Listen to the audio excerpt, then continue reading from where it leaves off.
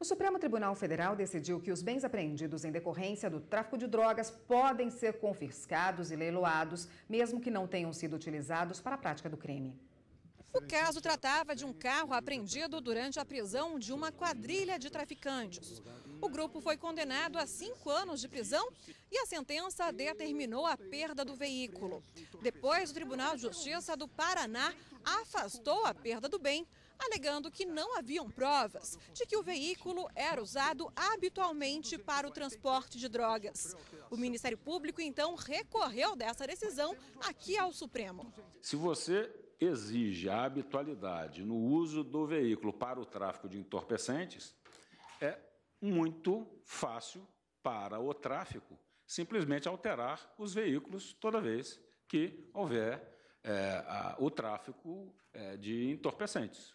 Portanto, e o tráfico, ele está economicamente aparelhado para tal. 5 ministros acompanharam o relator, ministro Luiz Fux, entendendo que a Constituição não exige habitualidade no uso do bem. A habitualidade do uso do bem na prática criminosa ou sua adulteração para dificultar a descoberta do local de acondicionamento em caso da droga não é pressuposto para o confisco de bens nos termos do artigo 243, parágrafo único da Constituição Federal. A propriedade é um direito fundamental, mas assim como todos os direitos fundamentais, é um direito relativo. E a própria Constituição relativizou em várias oportunidades a função social da propriedade, a possibilidade de desapropriação por interesse público, e uma das relativizações é exatamente a tratada nesse momento, nesse recurso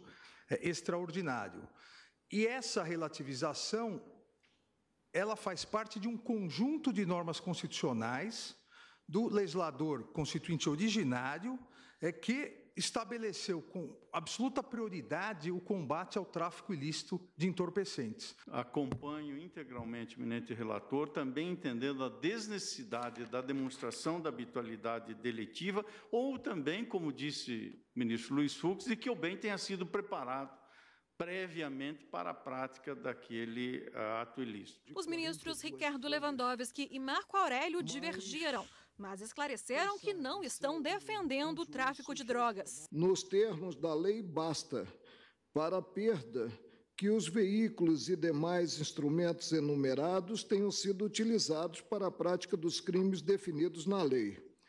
Deverá, porém, o juiz, para não chegar a um resultado abusivo, determinar a perda apenas dos instrumentos direta e intencionalmente colocados como instrumentos do crime, e não os que ocasionalmente estejam ligados à conduta incriminada. Não somos a favor do tráfico de drogas. Ninguém. Isso é um mal que deve ser combatido com toda intensidade pelo Estado brasileiro, pelas autoridades do país, mas é que, evidentemente, mesmo nas guerras mundiais, existem regras, existem princípios a serem observados.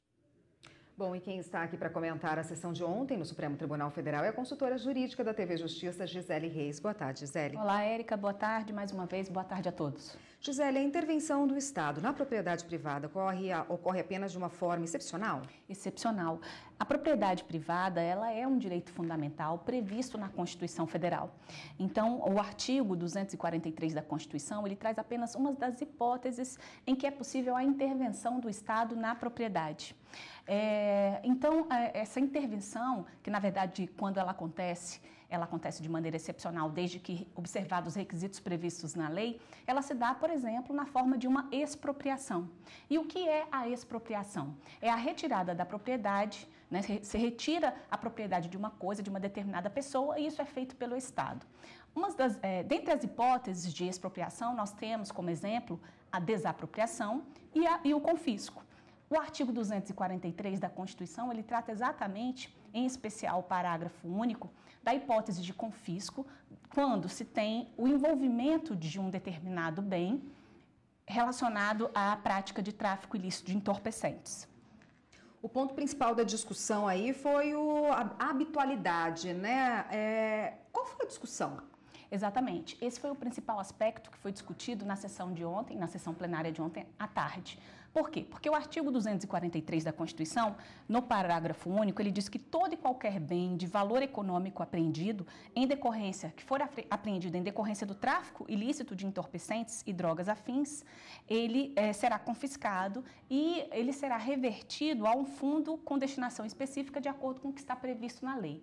Então, a própria legislação estabelece essa possibilidade de confisco quando tiver, então, o envolvimento de um determinado bem, seja ele móvel ou imóvel, com o tráfico de drogas. Uma grande discussão que tinha na doutrina e também na jurisprudência era exatamente no que diz respeito à habitualidade, ou seja, seria necessário comprovar que a utilização daquele bem, ela é reiterada, ela é habitual?